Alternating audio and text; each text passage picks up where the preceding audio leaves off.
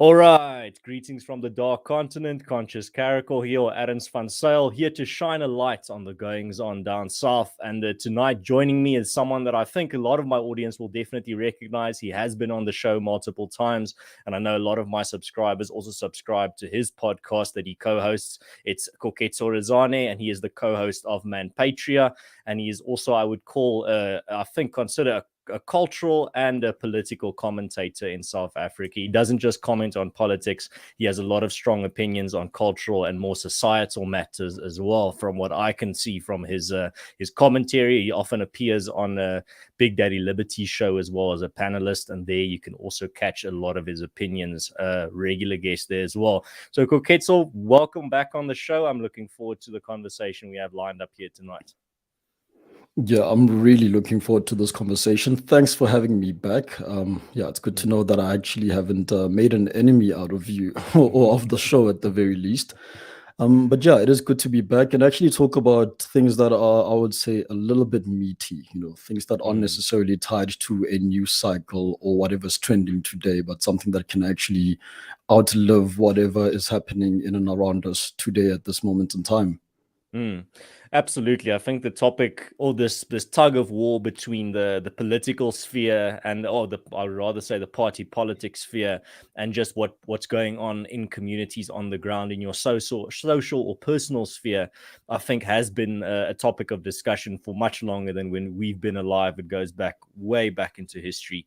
And the thing about this topic, as you said, is there's a lot of nuance here. It's not, as we will discover, I think, as the conversation gets into it. I don't think either of us is of the opinion that you have to write off party politics and completely withdraw from it and just focus on your own personal bubble. But I think a lot of people, what I've seen in my own experience, put all their chips on the table. They all think in this one track mind of, if my candidate or my party don't win the next election, then I'm going to be very hopeless. I'm going to not know what the future holds, and there's going to be a lot of uncertainty. So they put everything on the line and say it just has to. This party politics outcome is necessary for me to have any type of hope. And it's usually only a single candidate or a single party that they're betting everything on. I don't know if you've had the same experience specifically among when talking to youth when it comes to politics here in South Africa, but I think also abroad. Yeah, maybe I'm a bit of an outlier in that I don't require or I don't base my political stance around an individual. I always recognize that the party is often bigger than the individual, of course. And so you start looking into things like manifestos, so that in the event that one person at the top is actually removed, will the organization that is a political party, for instance, will they endure? And with the values that they've stated, will they actually take that baton and pass it on to the next person? But I realize that I'm actually in the exception here. What tends to happen, which is why you'll see individuals crossing floors from one party to the other and dragging votes with them. Cough, cough, the Good Party, previously amalgamated into the Democratic Alliance from the Independent Democrats, which again was its own splinter from the Pan-African Congress, taking largely the colored vote with it. Yeah, people look at it in that manner. They prefer to follow an individual, and that's why you do have people crossing party lines. So I recognize that I'm in the minority, but I'd want to speak into the fact that this isn't how a democratic system should be working, because your chosen candidate might come out tomorrow as someone who's been in league with the devil the whole time. Yeah, absolutely. But yeah, that's definitely something that I've noticed too, is that I think it's just baked into human nature to want to rely on that single leader, that king, that figure that you can put all your hopes and dreams on. But I think that's, like I said, I don't think we're going to rid ourselves of that. Not to say that that's a bad thing. I think there's definitely value in having strong leaders and individual figures within a community that can take charge when things get tough and when the crisis hits.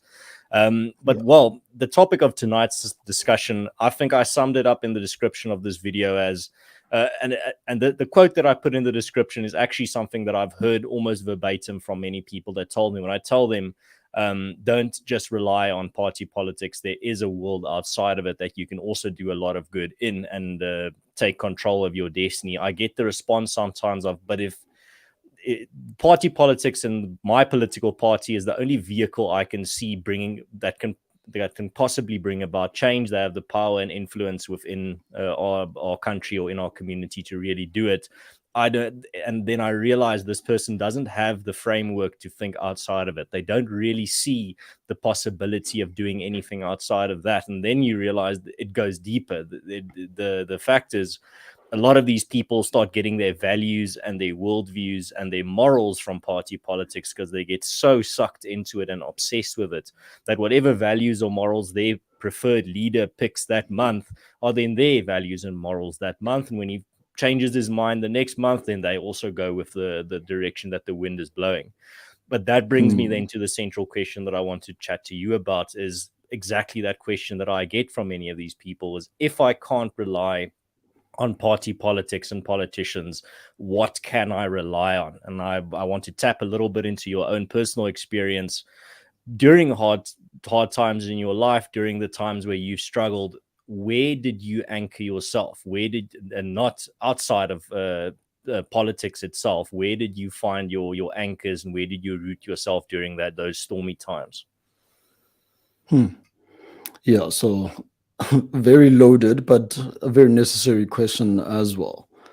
So, I mean, yeah, I've got many thoughts on this. I'm going to try keep them concise, of course. Stop me if I talk for too long. Go for it, man. We've got an hour. Yeah, but look, if you can't rely on your political party, right? Who do you then rely on? Maybe I'll put it into two things. Without sounding too Christian, if I can put it like that, I'm going to say that, look, no matter what happens out there, you've got yourself and you've got your God-given ability, right? And I say this because, again, when your back is against the wall, when you have no other options, the human thing to do is to find a way. Right. And that's one thing we actually take for granted. If you speak to many entrepreneurs, for instance, they'll tell you about how they started and how they never imagined, if they are successful, how they never imagined reaching the level of success that they have. I have a friend who runs a creative agency that's just over I'd say just over 2 years old. Started a business in the middle of lockdown. During lockdown level 5, he started a business. And he's very successful now. He actually he even incepted an awards show as his way of giving back. At the time, though, who would have thought that he'd be able to achieve all of this, the clientele that he's got? So irrespective of what a political party puts forward, the rhetoric from politicians, all of that, you always have yourself and your God-given abilities. You've got skills and talents that perhaps you haven't even tapped into yet. And those are with you. They're not with your party. But with that said, I'd like to maybe advocate for political parties and even different types of organizations, NGOs, civil society organizations, etc. There's good and bad with those. And part of it is that you have to realize that they are organizations. And the good that you get out of an organization is that, it provides structure. Over and above structure, at the very least on a personal level, it does also provide a stream of accountability, which is something that's very important. Once you are in an organized group of people, there tends to be accountability if things are done right. Once you're accountable to someone else, you tend to check yourself now and then to make sure that whatever you're doing is good, that whatever you're doing, someone else also agrees with. And then, of course, one of the good things is that organizations also provide, on top of structure and accountability, but also provide direction. Not all of us are built to lead, of course. Now, if you're under an organization with good leadership, that leadership will provide direction which you as an individual might need personally or professionally. That's all the good stuff. But few people talk about the bad stuff that comes with belonging to an organization. Again, be it a political party, civil society, all of that. One of them is that, unfortunately, once you're in a structure, you can also lose, I would say, your expressive freedom. You can lose a little bit of autonomy as well. And given that you're part of an organization, that you're part of something bigger than yourself, this also may result in fewer ideas, or maybe not fewer ideas per se, but even less innovative ideas. That comes as a negative. So again, organizations are good. They provide a lot of good, but at the same time, something's got to give. And like I mentioned, not everyone is built to lead, and many, if not most people, actually should be following a leader of some sort. And organizations do provide a clear structure of this is where the leadership is, this is where the direction is, and whatever it is you're doing, the people next to you at the least have to be in agreement with it, and they'll hold you accountable. As for me, in terms of what I do, is that where you were going next? Yeah, no, that's exactly what I wanted to add on. Just to Yeah. I think that'll finish that thought perfectly. Yeah.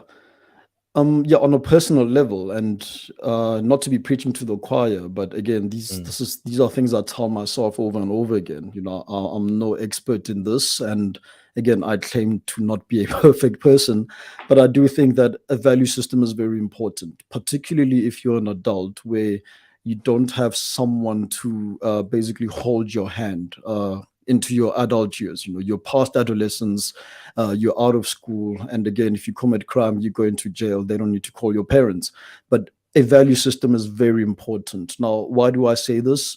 Because as adults, you can't spend, regardless of how nice it may sound, you can't spend your entire adult life figuring out who you are.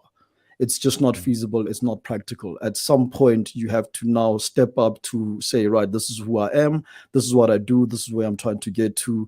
And that obviously means you need to make decisions. So, yeah, with that said, you need to, as an adult, be able to say that to yourself.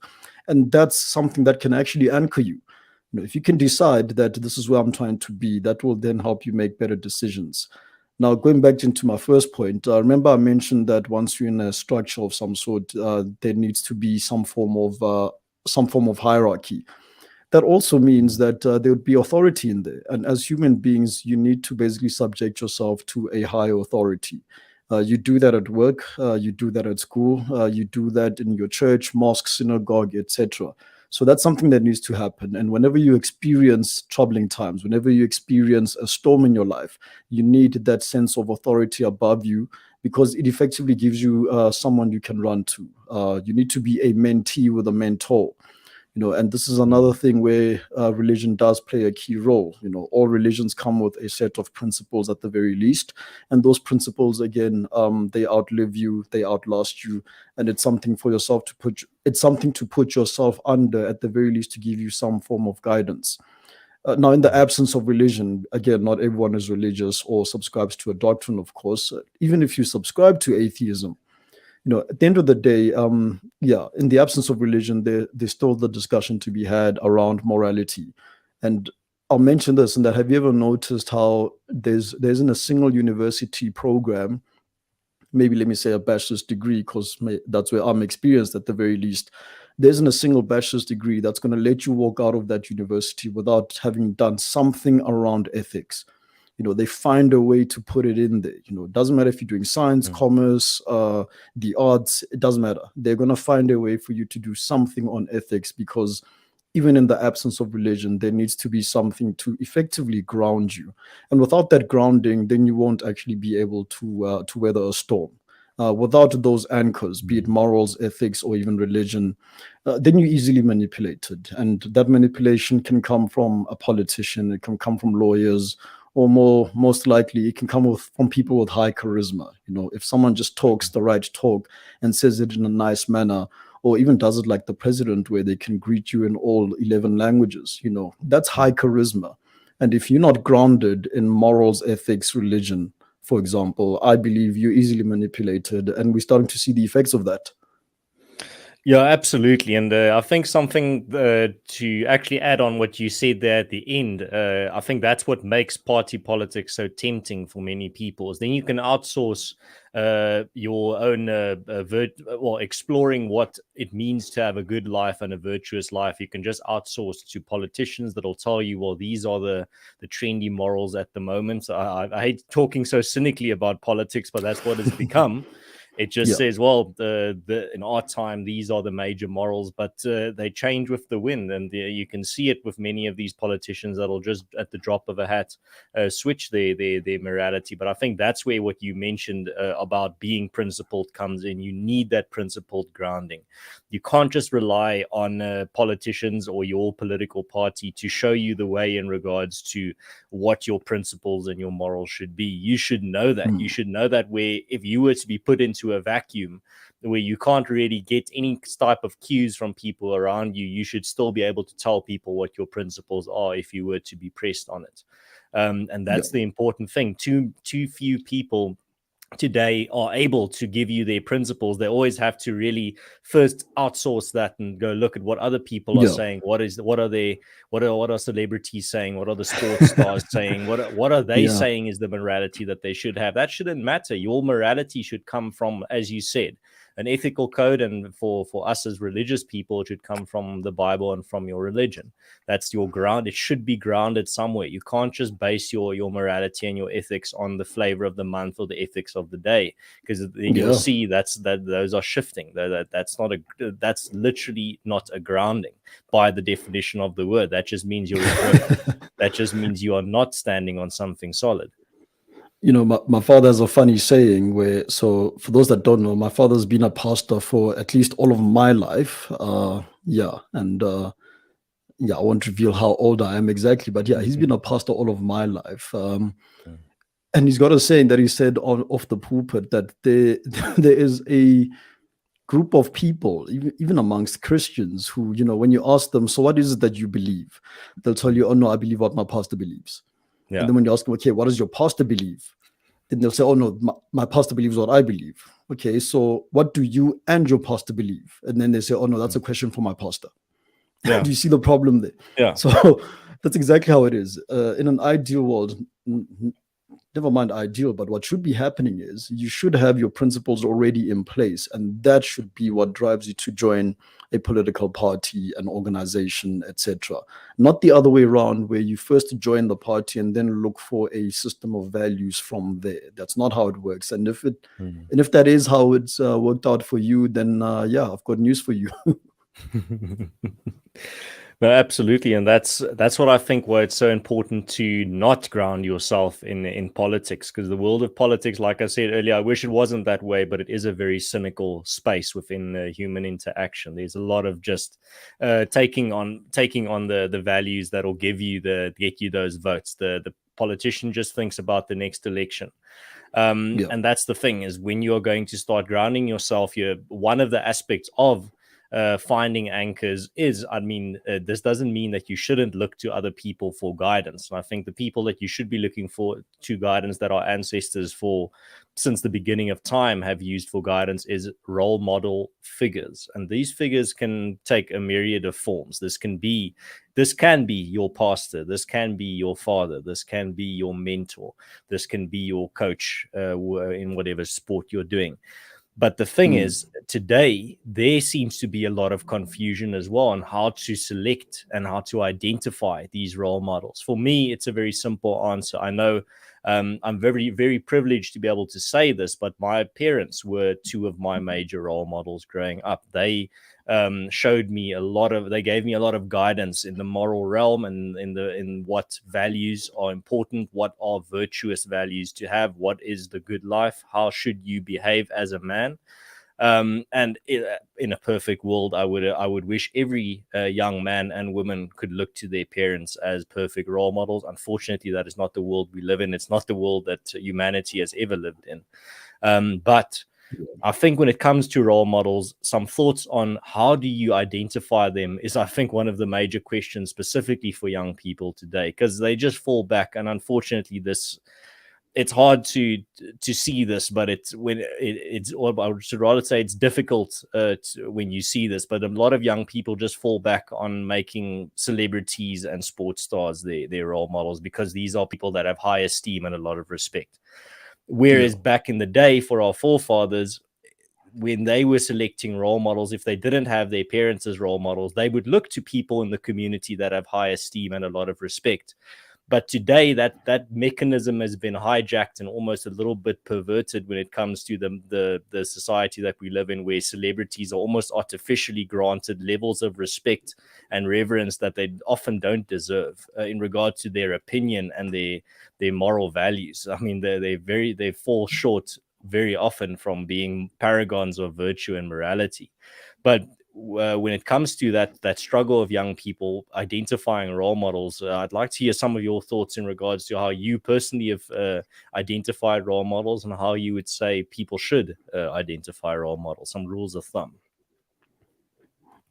Yeah, and that's probably that's probably the most one of the most difficult questions to answer, period.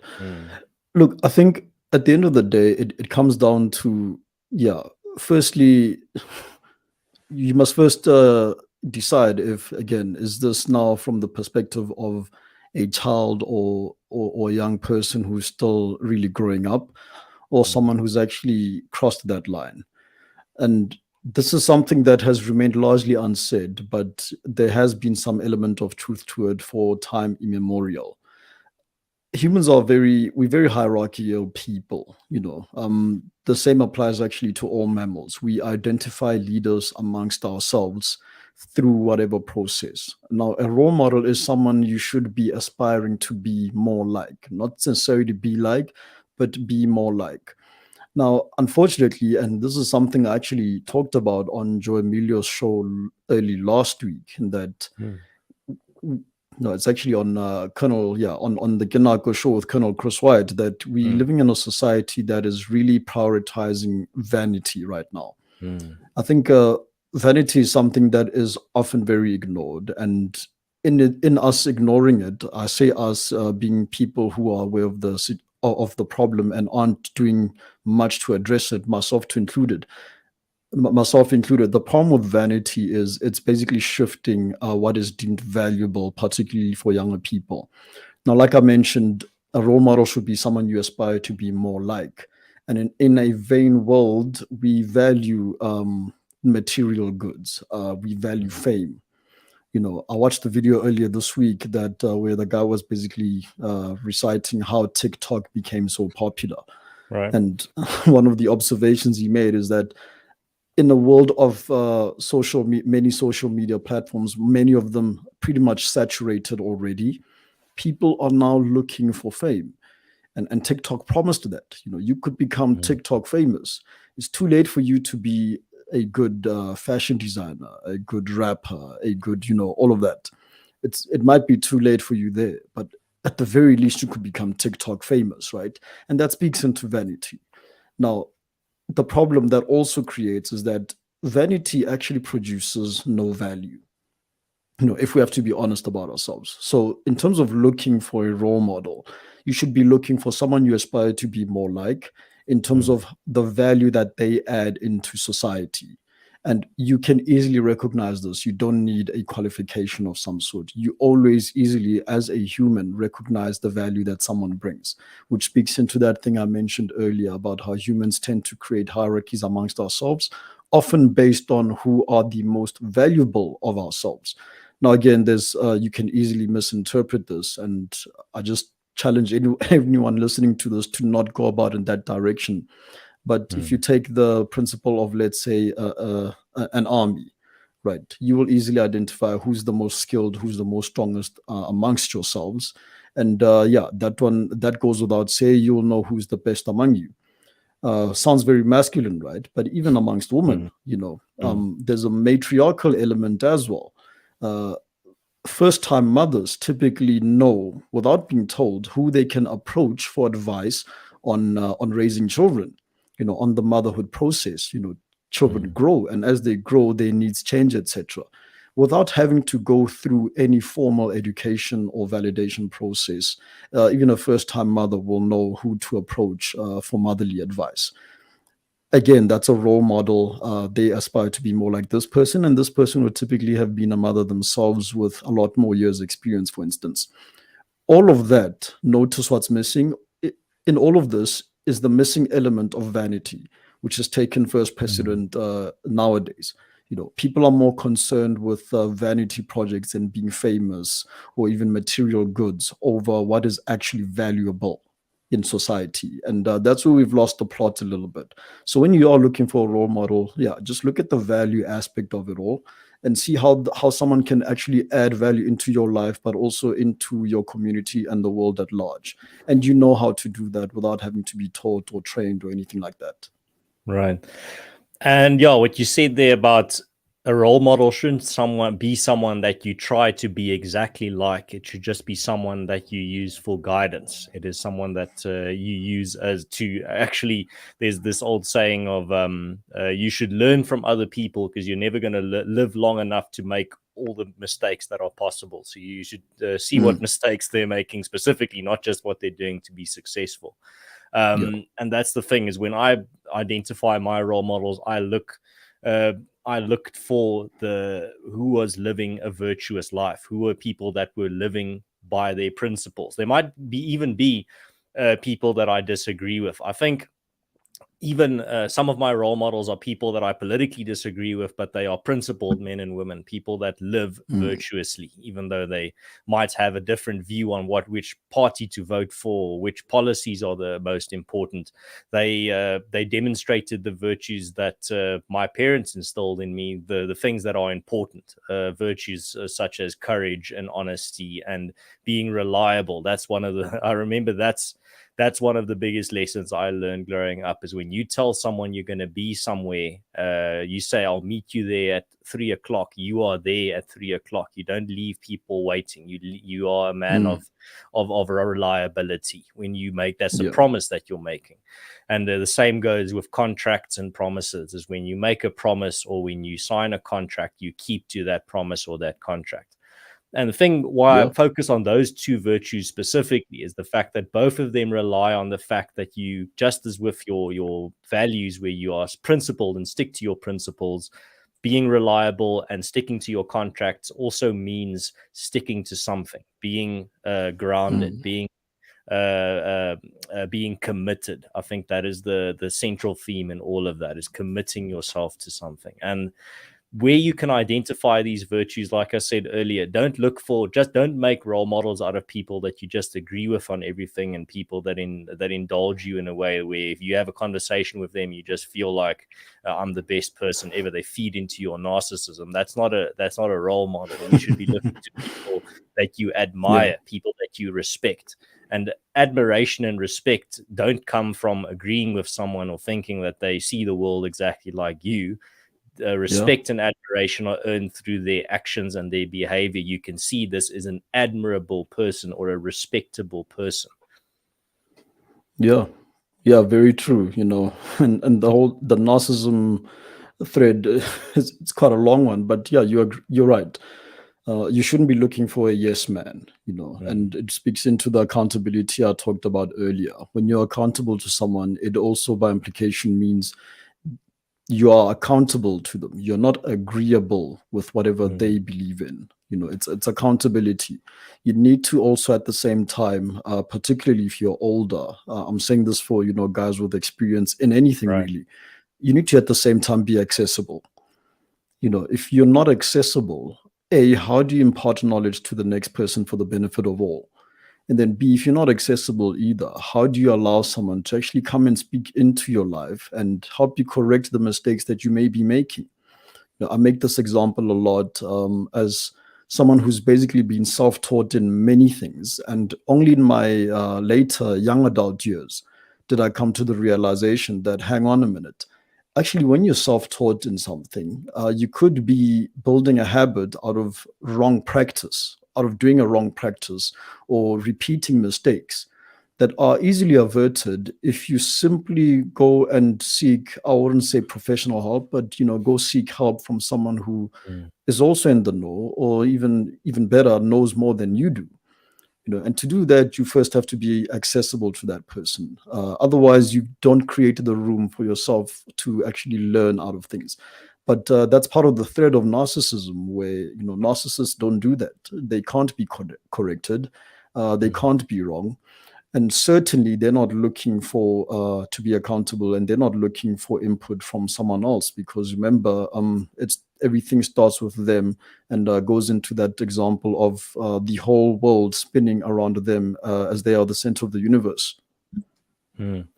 Yes, and well, that's one of the afflictions of our time is, well, two things: nihilism in the form of people struggling to find meaning, and the other Yeah. form is narcissism, where I think that sprouts from nihilism, where people then just go inwards and say, I will be, and to put it very crassly, I will become the god of my own reality. I'm the only person I can rely on is myself, and I'm going to forge my own path. It's almost this toxic hyper individualism where people are going against their nature. As you said earlier, humans are social beings, and no amount of social engineering or social distancing is going to change that. That's the way you are made. That is baked into your very design. Yeah. And that's the thing, is that's where this narcissism leads, is it leads people on a path away from their nature. And when people, the farther you move away from your inherent nature, the more miserable and confused you're going to be, the more your life is going to reflect that confusion and that chaos.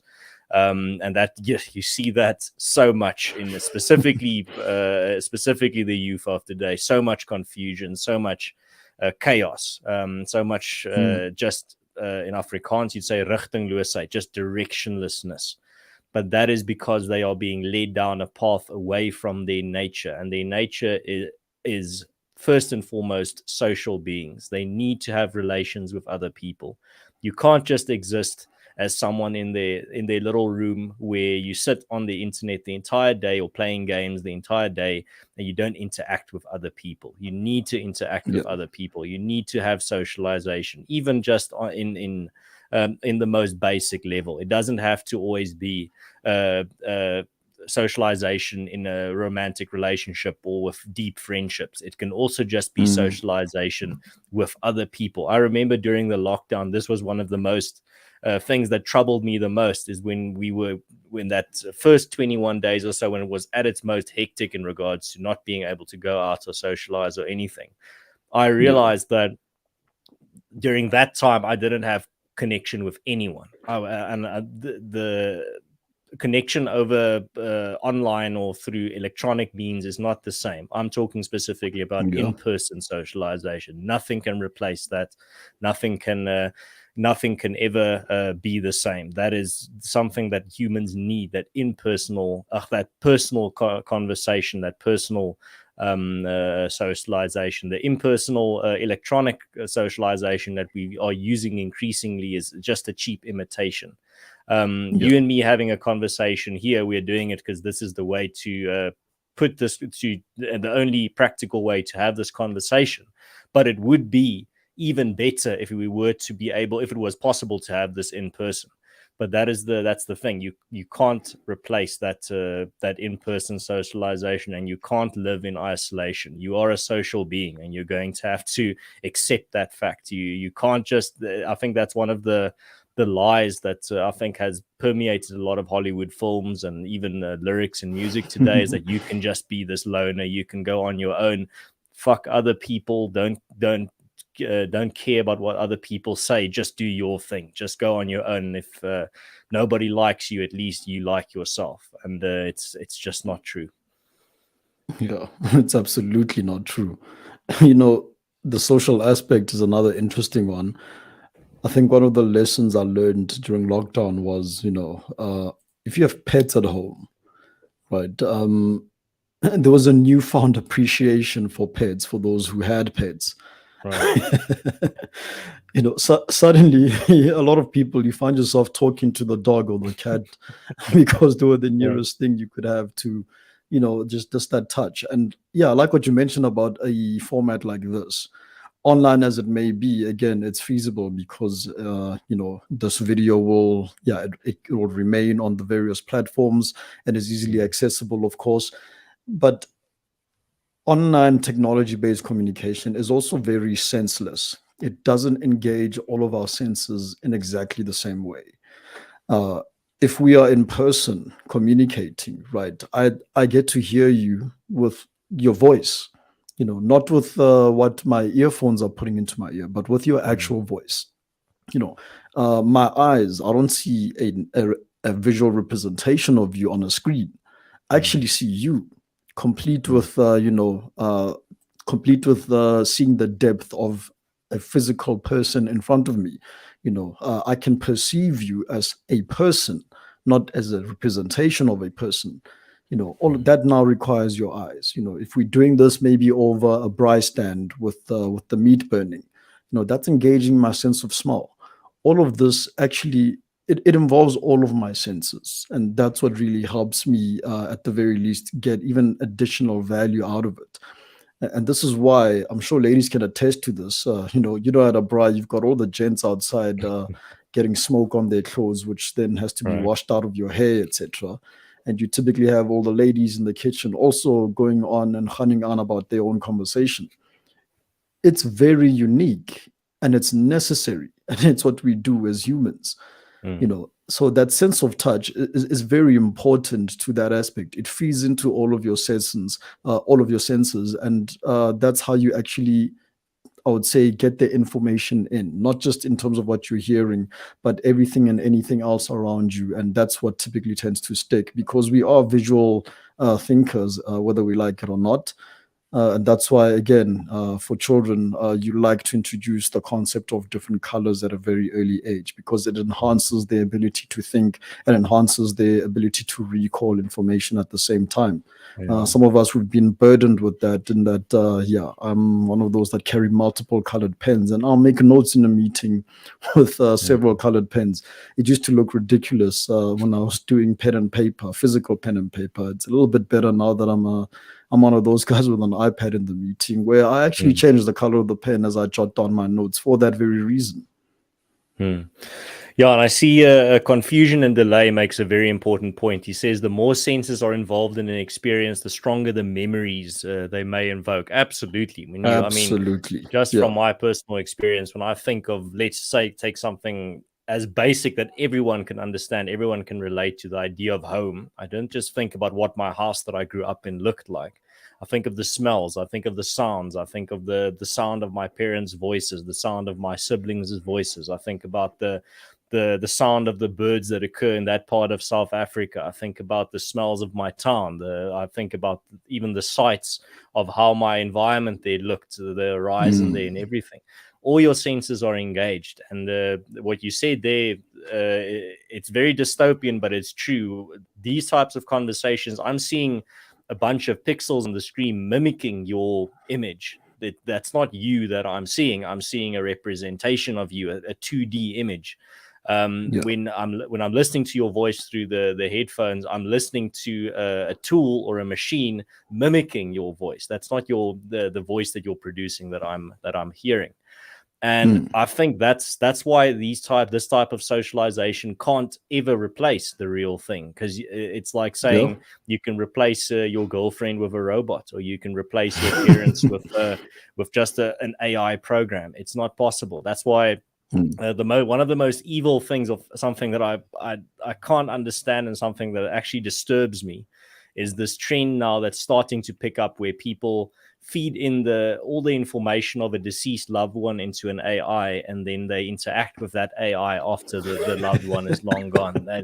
It's one of the most disturbing, inhuman things I've ever seen. I can understand if people are desperate sometimes and really heart-wrenchingly miss a loved one, but I just can't see that ever replacing that person, and it is a little bit perverted as well, to really be honest. But it's exactly what we're talking about here. It's getting diluted by the technology, by the shining lights, and the very very advanced technology that we do have, is that it can trick you into thinking that that conversation that you're having over Zoom, or that conversation you're having over your phone, over the video, on video, is actually the real thing, when in actual fact it's not. And that's why a lot of people feel Mm. so miserable. There's two things, actually, just to finish off, there are two things that I think that are absent in people's lives increasingly, that is making them miserable and depressed, and they don't even know it. The one is actual socialization, in-person socialization, actually touching another human being. If that whether that just be a handshake, putting your hand Yeah. on someone's shoulder, a brush of the arm, just little basic things. And being in the presence of someone. That absence is one of the big absences that I think is affecting people, and they don't even know it. And the other thing is the absence of nature, the environment that our ancestors for thousands of years grew up in and were intimately aware of and acquainted with. People are just separated now from in a very unprecedented way. Specifically, if you live in a city, and I think Yeah. if you just make some effort now and again to get out into nature, it doesn't mean you have to go camp there in the bush now this weekend. It just means touch grass, go out there, touch something biological, go walk on the grass Mm, barefoot, go walk on the beach barefoot if you live next to the ocean, go outside in a non-urban environment. I think that'll, yeah. but those two absences, I think, is what's making people miserable, and we don't even know it. Yeah. I like that you mentioned that. So I'm also quite the nerd, and yeah, also love reading history quite a bit. Mm, I'm reminded of two things. First one is, in the Roman Empire, initially, to be a soldier for Rome, you had to own land, mm, because when you went out fighting the enemy, you had your skin in the game and you had something at stake. You could imagine you losing your piece of land, and the idea was that it'll help you fight harder. And again, if you're a family man, back on your land, your farm, whatever it may be, was your family. So you had to have skin in the game. They didn't believe in mercenaries initially for that very reason, and that you weren't fighting for money. You were actually fighting for your home initially.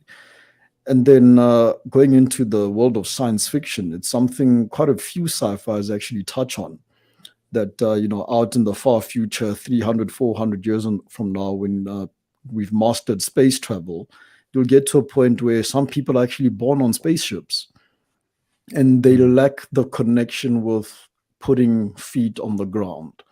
mm, And in doing so, yeah, in some of these fictional worlds, those are the people who typically turn to a life of crime. They mm, don't have that connection with with nature, with something tangible, with something physical, because mm, they're born into a starship and they live their entire lives in space, and they lose that connection, and in time they lose their humanity and start losing the ability to place value on home. So yeah, mm. it's something that's been explored in the past and something that's been explored in science fiction of the future, even though it's fiction. So I like that you mentioned that. Hmm. And yeah, to get back to that previous point, I think that relates to what you're saying. There's, as I see it, the closer you live to your nature as a human being, the happier and more content you'll be. The two things there to keep in mind is firstly, and a lot of very strong introverts might not believe me because I know I've got an introverted side as well, but I also enjoy socializing. I enjoy having conversations with people in person, and I know what I'm going to say now might sound strange to some people that are very heavily introverted. I know many people in my personal life that are very heavily introverted, but having that in-person socialization will rejuvenate you. It will make you feel nice and happy and content. Just having a conversation with a family member or a sibling in person, talking to a colleague at work that you get along with well, having a personal conversation with them about how their weekend was, not just how was your weekend, good, yours good, and then it ends. Talk about what that person did. What did you do that made your weekend so nice? Just Mm, having a conversation with something as simple as that. You're living out your nature. You're living out your nature as a social being, and your body and your psyche will reward you for that, for just living what you are. I think it yeah. was Albert Camus that said the funny thing about humans is they're the only animal on earth that refuses to be what they are. and that's what makes us so unhappy, is the fact that just be what you are, man. Don't lie to yourself or delude yourself into thinking that you don't need other people. You don't have to talk to them in person. Everyone just irritates you. Don't get stuck into that thought. A lot of people might be irritating, that's true, but there are people that you can get along with and people that you can have a very nice, wholesome conversation with. And I promise you, you will feel better afterwards. If you are stuck in a rut in your life or you're just feeling a bit down, a good conversation, a wholesome, non-robotic small talk conversation with someone really will make you feel better afterwards. That's been my experience, and I can't recommend it enough, alongside touching grass, getting out there, not just being trapped in the concrete jungle for the entire year. Yeah, fully agreed. And contrary to popular belief, uh, every psychological evaluation I've done puts me in the 1% of the most introverted people on the planet. I know it doesn't seem that way to many people, particularly those who only know me from, let's say, social media. But yeah, those who know me personally will attest to that. I'm that kid that grew up playing alone behind a closed door while kids were outside playing marbles, etc., etc. So yeah, in time I did learn to actually get out there, and I appreciate actually what is out there. I appreciate the colorful personalities that are out there and the different things I can learn from people as well. This is all something that, again, like you mentioned, requires use of your senses. It requires touch. It requires an active effort for some of us to really get out there and do it. And it's actually to our own benefit. But what all of that means is, yeah, I typically, if I've got a socialization cup, mine fills up very quickly before, yeah, I've had enough to go back home, probably long before the average person too. So it's fine. Yeah, man. And but yeah, on that note, there's actually one of the other questions that I wanted to get into. I see we have about 15 minutes left. Is when it comes to these type of relations, I think some of the most important social relations that you will ever build are family and familial relations, your relationship with your parents and your siblings and your cousins, and as far as that extends. What are some of your thoughts on the importance of these relations? I mean, we live in a country where family relationships are something that is in a bit of a crisis. A lot of people don't have a good relationships with their parents. A lot of people have an absent parent, whether that be their mother or their father in their life. A lot of people, I think, not just in South Africa, but across the world, in the times that we're living in, are struggling with familial relationships with their parents, that intergenerational relationship. What are some of your thoughts specifically on this, the importance of why we shouldn't neglect that aspect of our lives and that side of our human experience? So, disclaimer, I'm still far from a PhD, but yeah, even though I'm not at that level maybe yet, I'd like to add to the body of knowledge in that, yeah, despite what is out there in the literature regarding the importance of family, etc., my contribution, again, my thoughts would be that, look, at the end of the day, I don't believe. No, matter of fact, I'm so confident in this that I won't even say I believe, but I'll outright say that no one is going to be as invested in seeing you succeed in life more than your family. In turn, you yourself are not going to invest as much of your time, resources, etc., into someone else's success and into someone else's life story if they are not family. No, it's as simple as that. I'm reminded of a former colleague of mine who, as a man without children, who was approaching his 60th birthday, he was very invested in his nephew, very invested. And I never got a chance to tell him this, but I actually admired it. And to me, it even showed that when we think of family, it's not just your child, your brother, your parents, etc. Even your extended family counts here. He was very invested. So yeah, that would be my contribution in that the importance of family even goes to for me, it goes to the point where no one is as invested in you as an individual more than your family. And I think teachers particularly resonate with this quite a bit. Teachers will tell you about how kids come and go. Kids come and go, and of course, we can have a separate discussion one day about how teachers are the most forgotten class anywhere in the world. They help build the next generation, and then the next generation goes on to do great things. But how many people actually go back and thank their teacher? How many people remember their teacher who invested resources, energy into making you the person that you are? That's another conversation, of course. But when it comes to family, they're not going anywhere, and no one is going to invest more of their time into you than your family members. So they're important. Keep them around, and in turn, you should do the same and keep your family around, because when the time comes where you really feel like imparting some knowledge, you're going to want to do it with family. And as a And it's not last always point, going to be easy. yeah, it's not always going to be easy, but it's well worth it. I think my last point is that if you look at the elderly, particularly, right, in their old age, they're not interested in material goods and the latest gadget in a 65-inch Samsung OLED TV. They're not interested in that. Their primary interest is on their family, grandkids, etc. And that says a lot. With a full life behind them, the only thing that matters right at the end is family. So we should take that lesson earlier instead of waiting for, that age when you can no longer eat to your heart's content before you realize the importance of this. Right.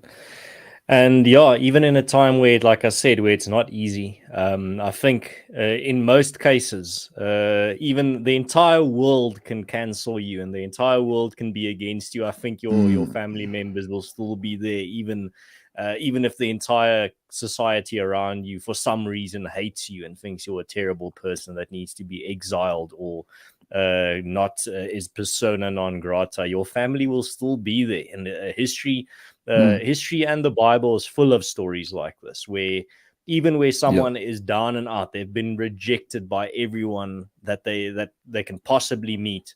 They always go back, and their family is still there, even if they've messed up royally, they've made some of the worst mistakes possible. Often your family will still be there to defend you in that time. Doesn't mean that I wouldn't call it unconditional love. It's near unconditional love. If you, for example, become a drug addict and you steal from your family and you threaten your family, but then you don't become, then you're not yourself anymore. Then you become possessed by a demon, from what I can see in that type of interaction.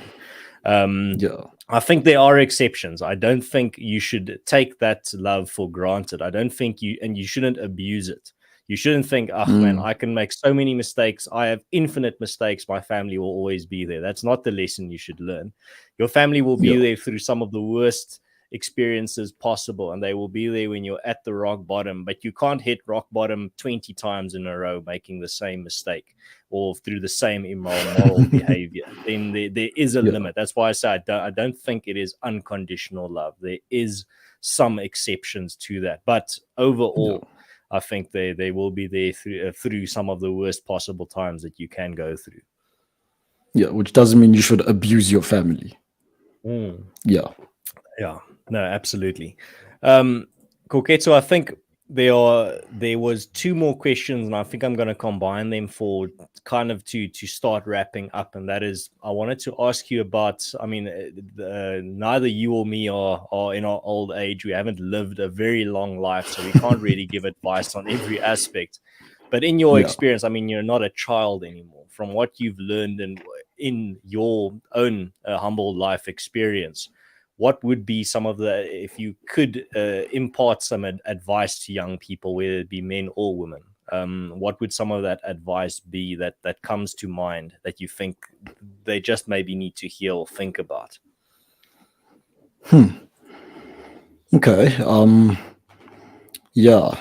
Again, I do hope that people interpret this correctly. But to those who'd like to cancel me over this, good luck to you. Look, to young men, I'd say embrace masculinity. And to young women, embrace femininity. So let me start off with the men. I'd say, again, I've got a Christian worldview, so that's why I'll use this example. But I'd say to young men, you need to adopt the Adam complex. If we go back to Adam, Adam was tasked with looking after the earth. That was one of his tasks as he wandered the Garden of Eden alone. Notice how that task was not given to Adam and Eve, it was given to Adam.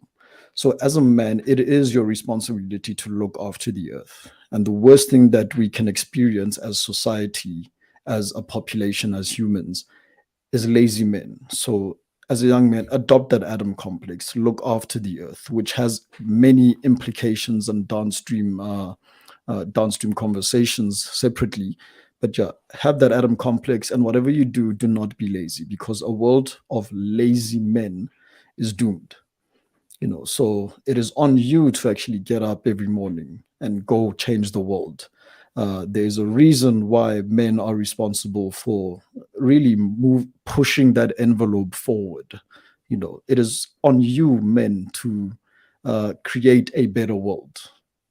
That's what we were tasked with before there was an Eve.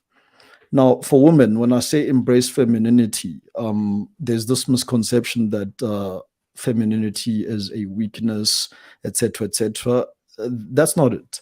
Women have many strengths that men inherently lack, and we can go into that list at another time. But again, maybe as a side note, there's a reason why women can take the pain of childbirth and men can't. Men are very afraid of the dentist, for example. So how is a man who's afraid of pain on a tooth supposed to bear the pain of childbirth? That's just a very basic example. But yeah, women have many strengths that men inherently lack. And again, biblically, God looked at Adam and said, no, something is missing here. And this is the role women You are not play complete. You are not complete. And to again put it in my own knowledge, men are like pencils. Pencils, they're very good at drawing lines and outlines and giving structure to something as a pencil. Women, on the other hand, are, a pencil is, you get different sizes, but it's effectively, arguably, different shades of the same color. Women are not that. Women are that 24 set piece of coloring pencils from Stapler, with varying shades. Yeah. And once those lines are drawn, that's when women come in and color in whatever has been drawn. Women add the color, they add the definition. Philosophically, I'll say they add life to the picture drawn by men. So take your pick. Would you rather take a plain 2D black and white drawing, or do you want to rather take one that has color and definition and all of that? I'll take the colorful one. It has life. It has definition. It's beautiful. And that's the role women play. Without women, you don't get that 24 set coloring pencil like you do, like you would if women are there. And again, without men, there isn't that initial drawing that is arguably easy to erase. But again, without it, there's nothing to color in the first place. That's my take. Yeah, well, Koketso, I just there's nothing I disagree with there. I just want to add to it, and I think that is exactly what you're saying. There's adds to what I said earlier about the connection between happiness and contentment and living out your nature. I think that applies to men and women as well.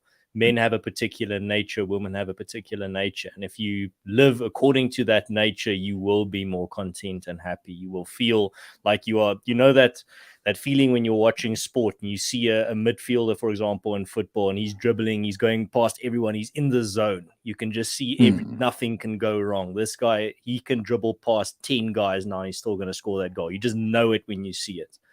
That is someone that is in the zone, and you can live in the zone by living according to your nature as well. Everything feels just right. It feels like you're in sync with the world around you. You feel like you're just harmoniously functioning with how you were designed. And that is where I think a lot of contentness and being um, being happy comes from. And that adds to exactly what you were saying there in regards to men and women, is don't try to be, if you're a woman, don't try to be a subpar man. If you're a man, don't try to be a subpar woman. Just be the best man or best woman that you can be. And I think that's unfortunately the society where we're living in. We're trying to turn women into subpar men and trying to turn men into subpar women. That's and it's only misery down that road, because again, you're forcing people down a road away from their baked into their nature. You're forcing them That's it. away from what they are. um Another thing that I think I would leave as an advice is, when you're picking role models, don't pick role models based on how many people admire them, or how much money or material success they have, and don't pick role model. That's the less controversial way to pick it. Oh, my controversial take on this would be, don't pick role models based on the fact that you agree with them. Don't just pick the thinkers of your time that you think are the most, you admire them because their thoughts mirror yours so perfectly. Too many people fall into that trap, and then they start making role models out of people that might have great ideas, but that don't have solid moral frameworks and don't have solid principles, life principles, not political Yeah. principles, that they live according to. For example, I would not make a role model out of someone that wrote my favorite book, but that is an alcoholic, or that beats his wife, but he's a very smart man. That's not a role Yeah. model. You Yeah. might enjoy his work and you might think they're incredibly smart, but don't make that person your role model. And I think the two last things I would say is, firstly, someone said it in chat actually earlier. Um, Trust your conscience. It's right more often than not. You have a sense of Mm. direction inside you. You know when you do something wrong and you feel like you just feel shit afterwards. You feel like, I shouldn't have done that. I have to go apologize, or I have to set Yeah. things right. Nobody there, it's not someone telling you personally to do it. You have that moral compass in you. It's in there. It's And as Christians, we know that you are imbued with the Holy Spirit that gives you that direction as well. And trust that little voice that sometimes tell you something is wrong, even though you can't really know why it's wrong.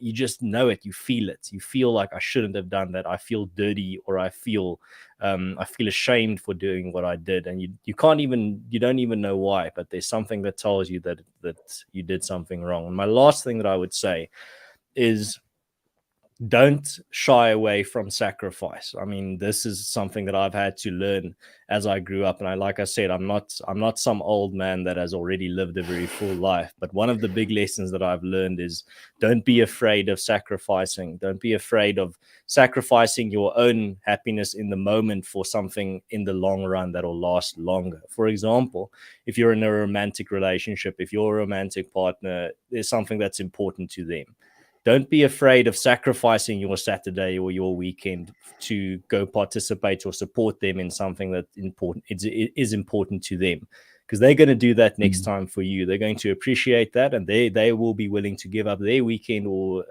their free time, to support you in something that you love, or something that's important to you. That's just the most simple way to show it, or to demonstrate what I mean by don't be afraid of sacrifice. Because your Yeah. animalistic nature, your lizard brain, your passions, or your raw, just human nature is going to push you away from that. It's going to tell you, do what you like, do what you want to do what's important to you. That's your sinful side talking. You have to move past that and say, I am willing to give up in this moment things that are the things that I rather want to do, but for something more noble, something bigger, something that will in the end make me a lot more happy than just spending my time how I want to. So I think there's a lot of ways that you can, and a lot of things that you can sacrifice, but I think the best example is sacrificing sometimes your free time for something that's important to someone else, but because they are important to you. That's why I think one of the biggest themes across throughout the Bible is the idea of sacrifice, and I think because it's Mm. so important, don't fear it. Don't just think in that narcissistic, self-centered way of, that's not. I don't want to do that because I'd rather do this or that. Yeah. sometimes you have to make that sacrifice, and that would be my last piece of advice. But yeah, that's I think if is there anything you want to add there before we conclude? Yeah, maybe as a, yeah, for me to conclude, I'd reemphasize one of my initial points, that again, irrespective of who you are, how old you are, how much money you have now, how much money you've had in the past, right? Irrespective of all of that, you have something inside of you that is valuable that you may not realize you have. So reach in, dig it out, and use it. Each one of us here does play a role, and those who are closest to you stand to benefit the greatest. And if everyone was to adopt that principle, you will benefit from something that comes from someone who's closest to you. So if we all just adopt that principle instead of trying to look out there into the universe for answers which may never come, right? Find that one thing in you. The common example here is, the soup kitchen example that many organizations, often churches, typically do. You know, at the end of the day, it costs you nothing, if not very little, to actually go and participate in a soup kitchen. It costs you what, a few minutes of your time, maybe a little bit of money, but you can change someone's life by just giving them a bowl of soup. And that's the Yeah. principle, really, that says, yeah, just do that little thing and it'll benefit someone else more than you realize. And it's not for you to even measure this. You may never know how many lives you've changed. And yeah, but go ahead and do it anyway. You never know when someone might need to do that for you. So that's my parting words, I guess. And yeah, final thought there. I think that's also important is to be humble in your charity. Other people don't Mm, have to know what you're doing.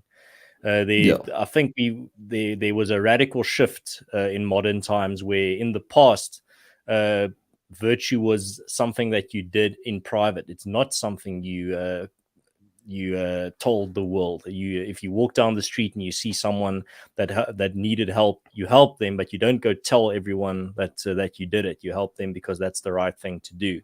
Today, in the simplest way, people only help. Firstly, they go, if you're a celebrity, first you go tell the newspaper that I'm going to go help this charity and I'm going to go give money here. Go, come take a picture and put me on the front page. That's the only reason they Mm, do it, but that's not how it should work. Being a good person and being charitable is something that specifically I think should yeah. be done in private. But other people don't have to know what charities you give money to. Other people don't have to know Mm, that you went to work at the soup kitchen. You don't have to post about it on social media. The yeah.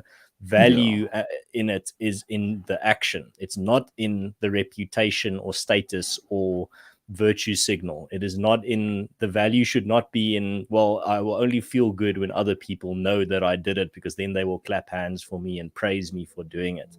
That should not be Yeah. your approach. Your approach should be, I did the right thing. I feel good because I did the right thing, even if nobody knew that I did it. And that would be my final thought in this regard. Yeah. It's a very thick line between charity and PR. Absolutely. Well, Koketso, thank you very much for your time. Before we say goodbye, I would just like also, as always, to thank the sponsor of today's episode. And they've been a sponsor for a long time on this channel, and I really appreciate it. And that is Bitvice, which is the complete hedge against the global debasement of money, inflation, and government overreach.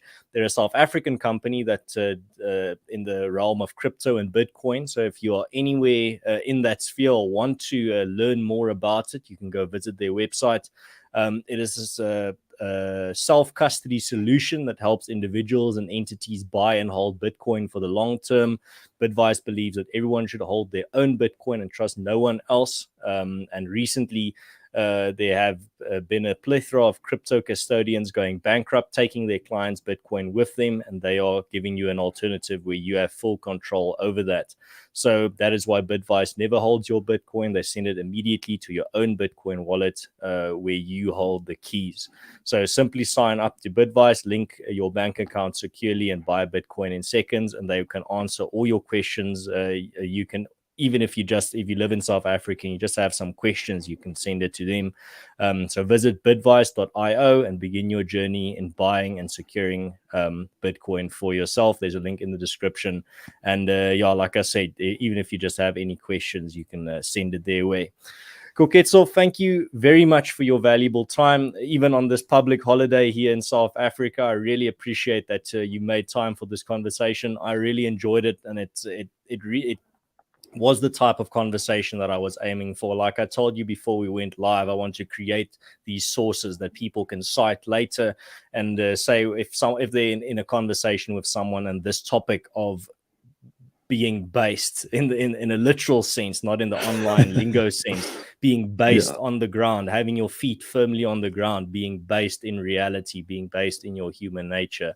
If that topic comes up, they can always link to this discussion for more nuance on it. And I really appreciate your thoughts on the topic that we discussed tonight. I think it's this conversation has turned out to be a very valuable source that I will gladly share with other people and refer them to, because I think we touched on some very important things tonight.